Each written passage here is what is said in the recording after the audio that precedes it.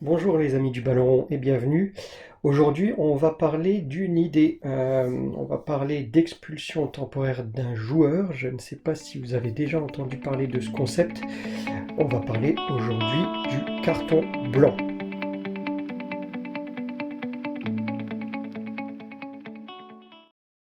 Alors, l'expulsion temporaire d'un joueur est déjà pratiquée dans différents sports. Vous avez peut-être vu cela dans le hockey sur glace, le rugby ou encore le handball. Mais curieusement, le football n'avait jamais encore mis en place une telle mesure. Une idée cependant qui existe déjà, en effet, elle a été instaurée dans les divisions inférieures, on peut le retrouver dans le championnat de France amateur par exemple, et en Angleterre également. Alors peut-être est-ce une mesure d'avenir qui serait donc en phase expérimentale dans ces championnats amateurs, ou peut-être n'est-elle jamais dévolue à exister dans les championnats professionnels. En tout cas, on va voir maintenant en quoi cela consiste. Alors, le carton blanc et l'expulsion temporaire consistent à exclure un joueur durant 10 minutes. Aujourd'hui, c'est le temps qui est donné dans ces championnats amateurs. S'il manifeste, et attention là je cite la définition, si ce joueur manifeste sa désapprobation en parole ou en acte des décisions faites par l'arbitre et des arbitres assistants. Ça ne correspond uniquement qu'à cette nature d'avertissement. Au maximum, 3 joueurs de la même équipe, peuvent faire l'objet de cette sanction en même temps. Pour les masculins, comme pour les compétitions féminines d'ailleurs. Le cas échéant, au-delà de 3 personnes, 3 joueurs sanctionnés en même temps, l'arbitre signifie la fin de la rencontre et l'équipe perd sur tapis vert. Concernant le cumul des cartons, alors ça va être un peu technique, mais un joueur qui reçoit un carton blanc, puis revient sur la pelouse après ses minutes d'expulsion temporaire, et reçoit un second carton blanc, est exclu définitivement. Ça équivaut en fait à un carton rouge. Je vous mets le schéma. De la même manière, un joueur qui a reçu un carton jaune et ensuite un carton blanc n'est exclu, lui, que temporairement. Un joueur qui a reçu un carton blanc, puis un carton jaune, c'est exactement pareil, il reste également sur le terrain. Encore une fois, vous avez les schémas pour vous aider.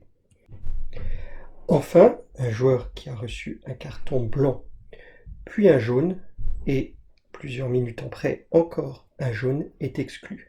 Normal, hein, vous me direz, ça correspond à 2 cartons jaunes de suite, donc à un rouge. Autre cas de figure, s'il reçoit un jaune, puis un blanc, il est exclu temporairement, il revient après cette période d'exclusion sur le terrain, et plus tard, il reçoit un jaune, là aussi, il est exclu, quand bien même il y a eu le carton blanc au milieu, il avait reçu auparavant un carton jaune, il reçoit un deuxième carton jaune, ce joueur-là est exclu. Pour vous aider, je vous mets à nouveau le schéma. Ce carton blanc n'est pas comptabilisé en tant qu'avertissement pour le joueur ou le club, et ne figure donc pas sur la feuille de match. En fait, il compte uniquement sur la feuille de match dans le cadre du classement pour le fair play. S'il y a un classement établi pour le fair play, ce carton blanc compte dans le classement du fair play. Donc, pour aller dans le sens de l'instauration d'un carton blanc, on pourrait aussi évoquer des arguments financiers, économiques, pour le promouvoir. En effet, un carton blanc ne coûterait rien à un club, ne coûte rien dans les clubs, dans les championnats amateurs pour le moment. Alors qu'on sait qu'un carton jaune ou un carton rouge s'accompagne automatiquement à chaque fois d'une sanction financière. Alors cette exclusion temporaire serait aussi le moment idéal pour l'entraîneur, le coach de l'équipe et son staff de parler aux joueurs sanctionnés et de le raisonner sur le banc de touche pendant les 10 minutes ou avoir le temps défini, mais ce serait le moment idéal pour faire redescendre la pression de ce joueur, le raisonner et lui parler afin de le remotiver pour le match.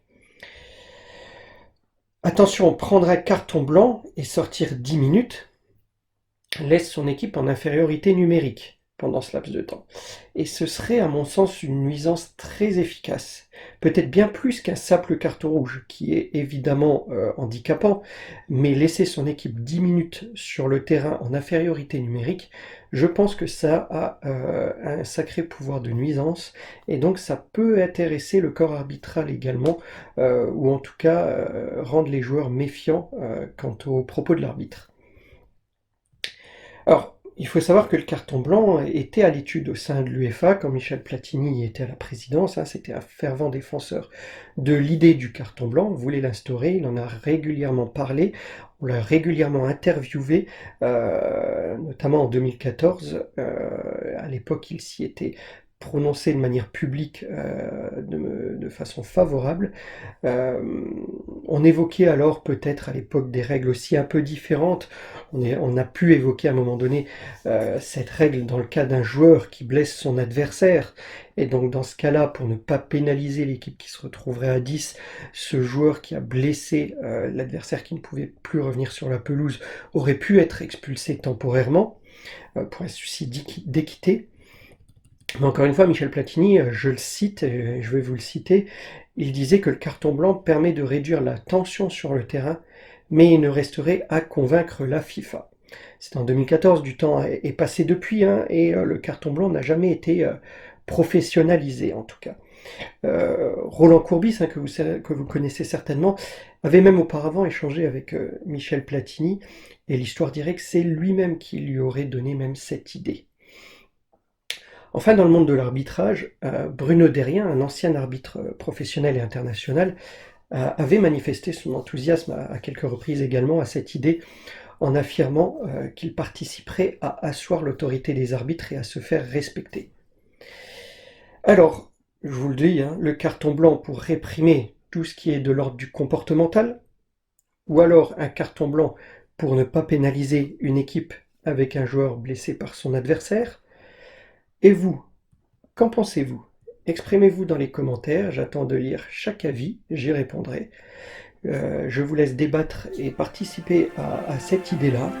Quant à moi, je vous dis portez-vous bien et n'oubliez pas, tout ceci n'est qu'un jeu.